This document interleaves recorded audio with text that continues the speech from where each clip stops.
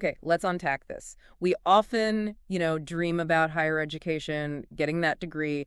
We picture the cap and gown. Right. But what if some of those really expensive degrees, the ones universities push hard, turn out to be, well, as our sources put it, about as useful as a screen door on a submarine? Huh. Yeah. It's a strong way to put it, isn't it? Today we're doing a deep dive into a list of degrees that our sources, well, they basically argue, have very limited real-world value in today's job market. And we're not just listing them off. We want to explore why. Why do they get this pretty harsh assessment? Exactly. So our mission for you, the listener, is really to give you a shortcut, a way to get informed about the actual career results, or lack thereof, for certain degrees. Yeah, understanding that gap, the gap between the glossy brochures and, what happens after graduation. It's about making smarter choices, really. Discerning choices. And to help us with that, our sources use this framework. They call it the uselessness meter. It's a scale, 1 to 10. 1 means useful, in demand. 10. Well, they say it's like setting your tuition money on fire. Wow, okay, so not subtle. Not subtle at all. And it rates degrees on 3 key things. Right, the first one is job market reality. Like, are there actual jobs? Yeah, jobs specifically asking for this degree with real salaries. Right. Actual job boards. Not just theoretical possibilities. No, tangible roles. Then there's the skill to cost ratio. Okay, what's that? Can you learn the same skills, the core skills, cheaper, or maybe even for free? Like online courses or something, instead of tens of thousands in tuition. Exactly. Are you paying a premium for something readily available elsewhere? And the third one, this one jumped out at me, the promotional bullshit factor. Yes. That's about how much universities might be overselling the dream. Compared to the reality graduates face. Right. Pulling back the curtain on the marketing versus the actual outcomes. Okay, makes sense. So let's jump in. Where do we start? What's topping the charts on this uselessness meter? Well, according to the sources, we start with a perfect 10 out of 10. A perfect 10. Yep. The king of the academic graveyard, as one source calls it. Paranormal psychology. Paranormal psychology? Right. That's a real thing people study, ghosts and ESP. Apparently so. It's the scientific study of ghosts, psychic stuff, the supernatural. Universities might market it as, exploring the boundaries of human consciousness.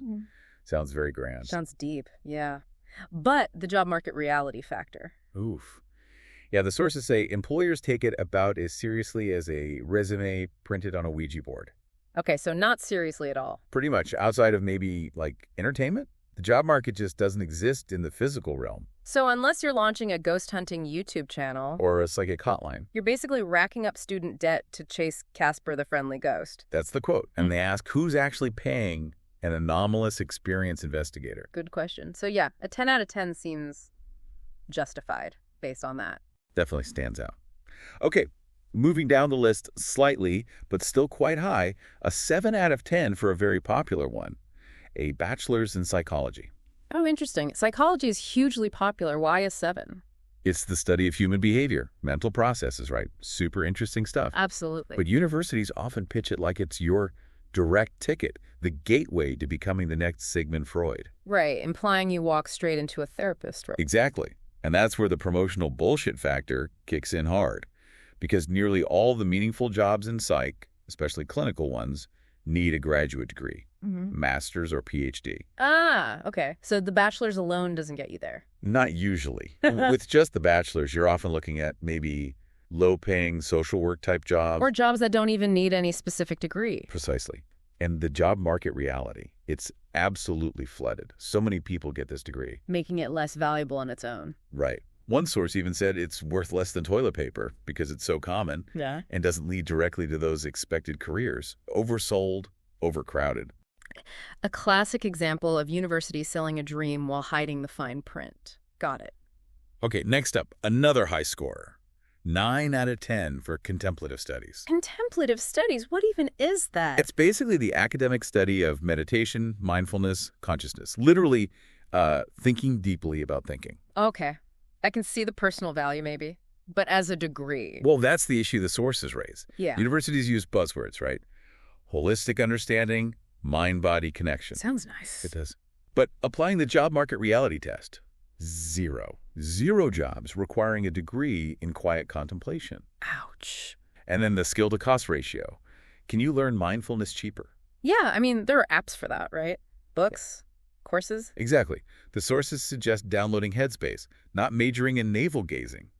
They even add that AI can now outthink you with one click, which is a bit harsh, but makes it out about value for money. So an expensive way to learn something you could learn for much, much less. A deluxe daydream. Makes sense why it's a 9. All right.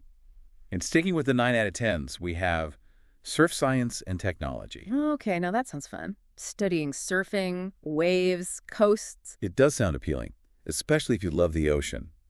Universities market it as the perfect blend of passion and career. But I sense a but coming. There's always a but.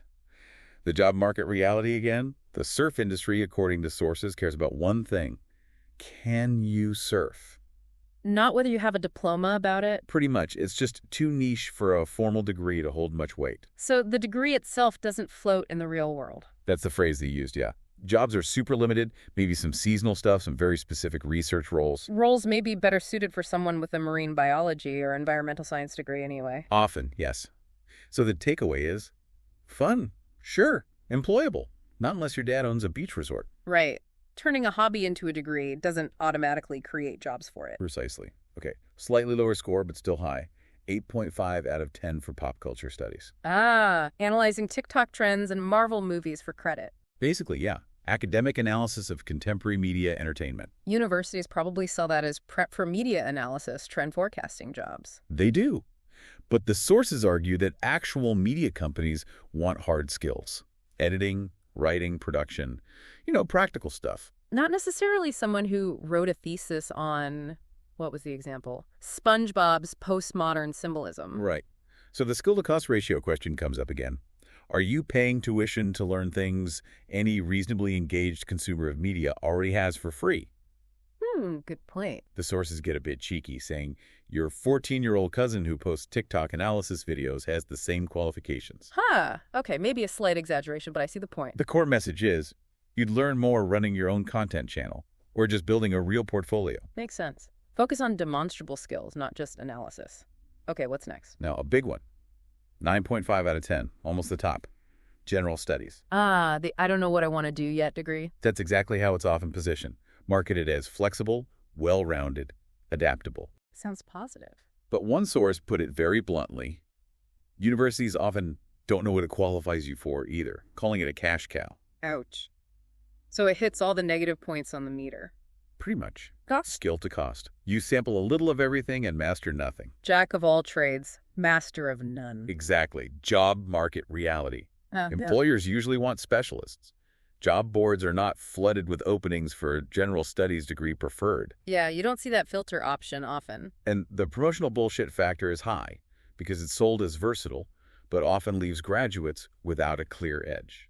The source comparison was like having one bite of every single cuisine in the world, but it was cooked very poorly. Yes, vague, expensive, and often leaves nowhere specific career-wise, according to them. Okay. Now what about something that sounds more traditional, more academic, like art history? Right. Art history. Also scores high, a 9 out of 10. It's the serious study of art movements, artists, techniques. Develops critical thinking, cultural knowledge. Sounds valuable academically. It is, academically. But the sources stress the disconnect with the job market. It's often sold with visions of museum jobs and elite galleries. But the reality? The reality is that industry is ultra-competitive, underpaid, and full of unpaid internships. That's tough. And here's a killer statistic from the sources. Literally, more people with art history degrees than there are jobs in the entire field. Wow, that's sobering. Extremely. Yeah. So unless you're well-connected or independently wealthy, you're more likely to be framing the art, not curating it. Hence the old joke. What do you say to an art history major? You want fries with that? Yeah. Yeah, it highlights that gap, the conclusion.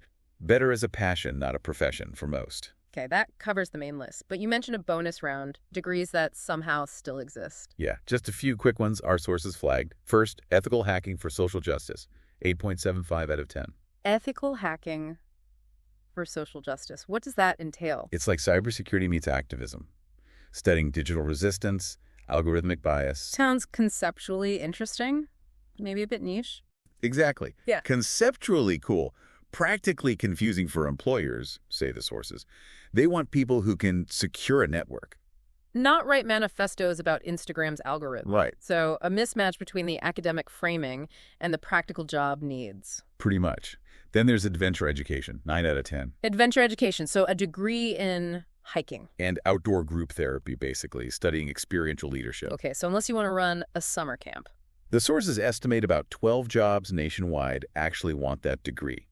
Their pithy summary: nature is free, the tuition isn't. Huh, fair enough. Formalizing experience doesn't always translate to employability. And the last bonus one, which got called the rich kid's degree: wine business and viticulture, 8.5 out of 10. Studying wine, tasting, making, selling. Sounds pretty classy. Marketed as a classy fast track to Napa wealth. But But unless your family owns a winery, or you marry into one, it's often a 4-year swirl with very little ROI. ROI, return on investment. Yeah.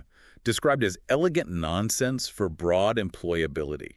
Extremely niche industries like that often rely more on connections or direct experience. Okay, wow, that's quite a list. So, after all that, what's the big picture? What should you, our listener, take away from this? Well, the core message from all these sources isn't that education is bad. Not at all. Education for its own sake, for growth, is valuable. But But they really hammer this point home.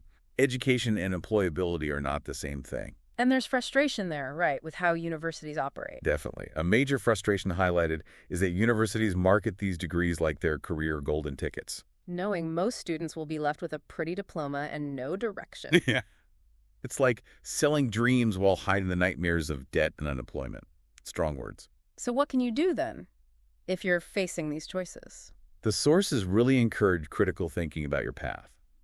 And they point to alternatives, things that lead directly to jobs. Like, Things like apprenticeships, industry certifications, professional licenses, focused skill training. practical stuff. Very practical.